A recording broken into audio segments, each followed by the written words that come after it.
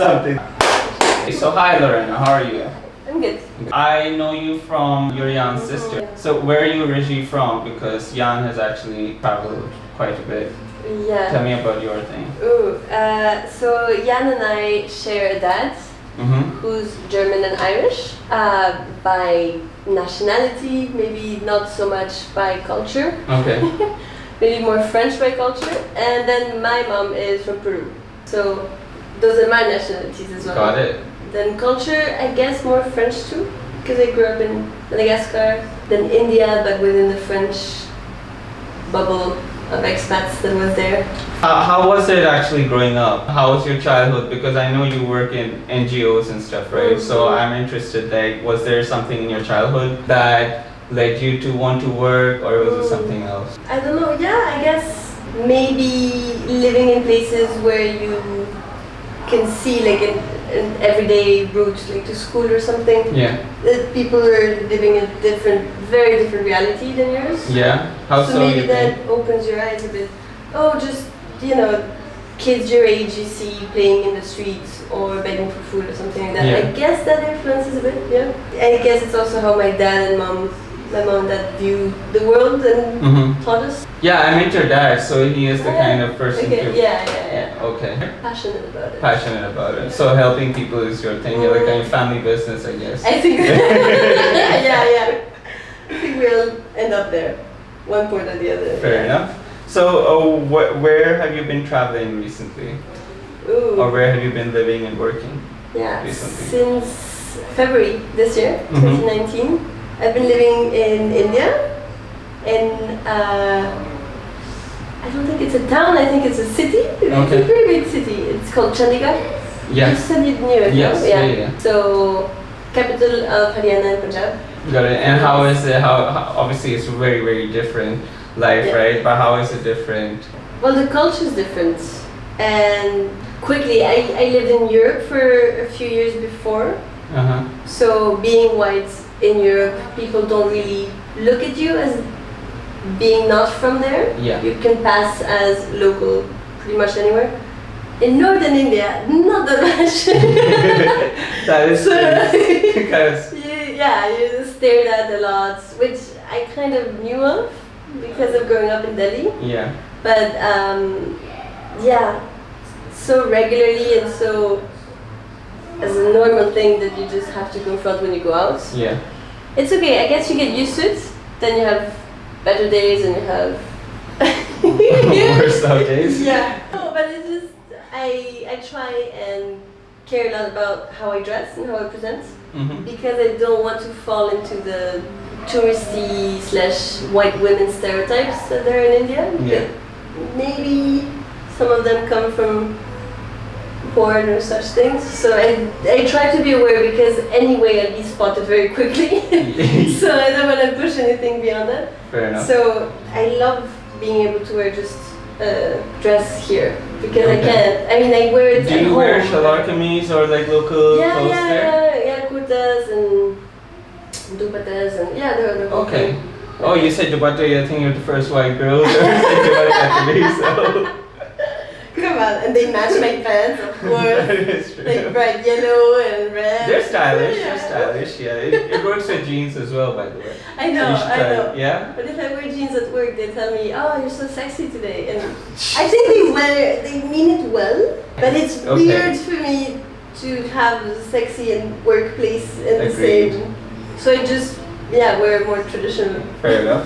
So Punjabi, I guess, clothes. Yeah. Exactly. Like before I want to get into the NGOs, what are your hobbies and what do you like to do on the side when you're not working, for example? Well, travel a lot. I think I've been blessed with a lot of traveling, but I've realized that I mostly travel to visit family. Okay. So I guess it's all over the place. It is. But I guess traveling a bit more, maybe on my own. I would like to do that. Make plans as a hobby. I don't know. I make lots of plans and then. Do you follow through with these plans? Some. I try. Read more. I've been getting back into reading. Okay. After university, during university years, kind of stopped a lot because there's too much you to read a lot already and it gets tiring. So now, yeah, I'm getting back into it, which is nice. What was the experience that popped out in India recently? Yeah, two things. One's very political, like Modi was re-elected when I was there, which was something.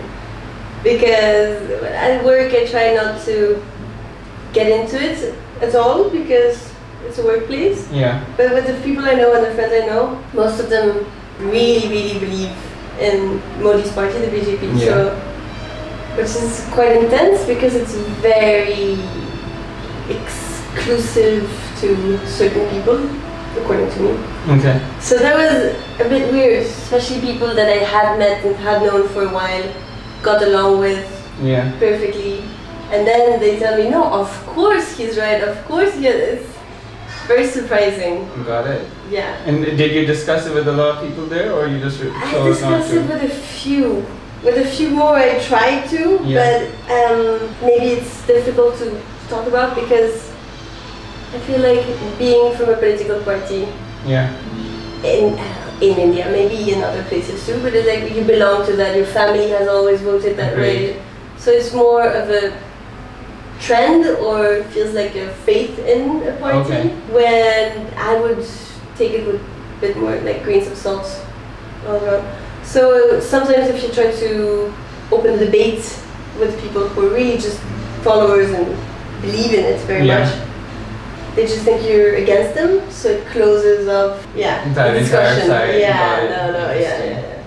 A good thing was last week, or the week before last, was Dussehra, which is Dussehra, which is a festival from the Ramayana, you know? Rama, probably.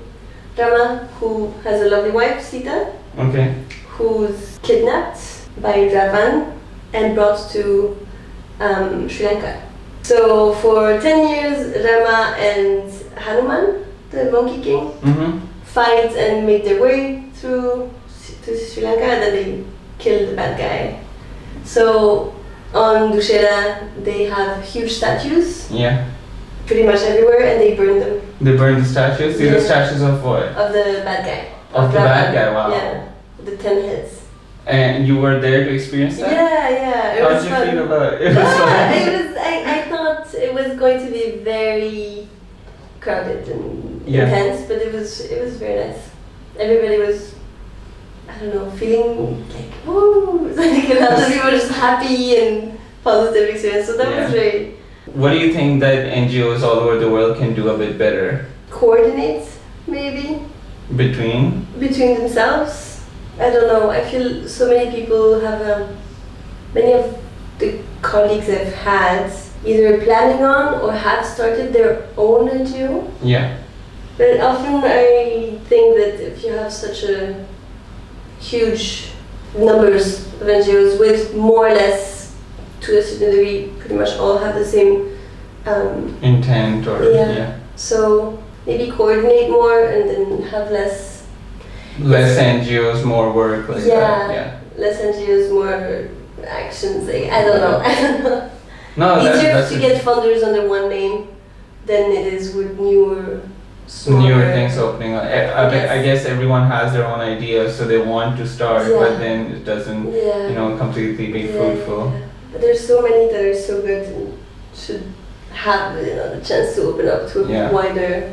What do you think? I feel like we're going back to being more conservative all around the world generally. It's weird for me because I hadn't noticed that we weren't, but just because we're going like towards a more extreme right, I guess. Why is it happening now? What do you think? Why is it? I think people are going back to their roots, but in a really bad, wrong way. But why? Is it globalization? Is it the economical crisis?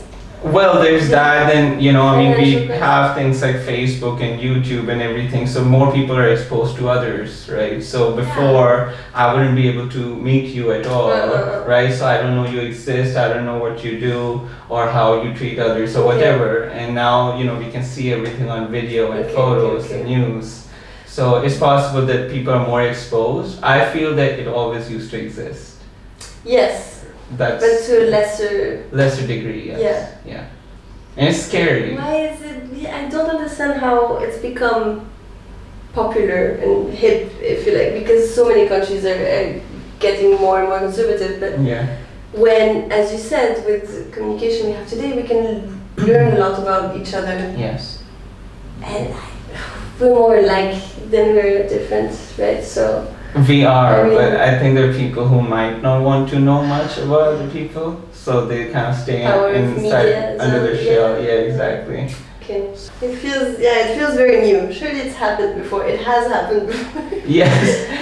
It's like a more This time we physical won't end way. in a war. Yeah, exactly. Yeah. So But, that time there used to be more action. yeah. And now when I see these videos where people are being rude to each other just because of either their gender or religion or color of their Race or- skin and yeah. everything, and you go like, what? It feels really new, Mm. but then we know the past where people were Yeah. hanged because of their color and all that. Yes. Pretty scary stuff. So Our normal yeah. is without that, which is good in a sense, Yeah. maybe. I mean, there are some of us who don't have problems, right, with Yeah. each other. If you're just Yeah, like yeah, chilled yeah. out, but I think to some extent people do have it still, which is really sad and scary to me. Mm. What message do you have to the world?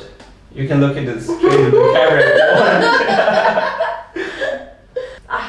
Be good. Get involved. Yeah, get involved with the world around you. Politically or not politically at all. Through NGOs or not through NGOs, through neighborhoods. I don't know. Get to know more people, and it becomes less scary, I guess. I guess Or you the become more more you involved, know. like Yeah. climate-wise and so on, like climate change and so on. Yeah. I mean, you have so many possibilities. Yeah. What are your plans for your future? Find the most difficult Does that one. do? No, yeah, fun. Well, I'm looking at to find a job in South America, Mhm. to be a bit closer to my mom's family, to discover it a bit more for myself, I guess. Yeah. And also I speak Spanish, so that's a pretty cool thing. Now working in India, I don't speak Hindi, so that Mhm. really puts a step more in everything. Yeah. So speaking Spanish would be fun, and why not improve my Spanish? Yeah, be as fluent as possible. Like, how many languages do you know? Only English, Yeah. French, Spanish, and I learned Portuguese a couple of years back, but it's very close to French and or Spanish. Very close. Well, this is it. Thank you so much for coming and stopping Oh, by. thank you so much. And Yeah. see what happens. For Yeah. sure.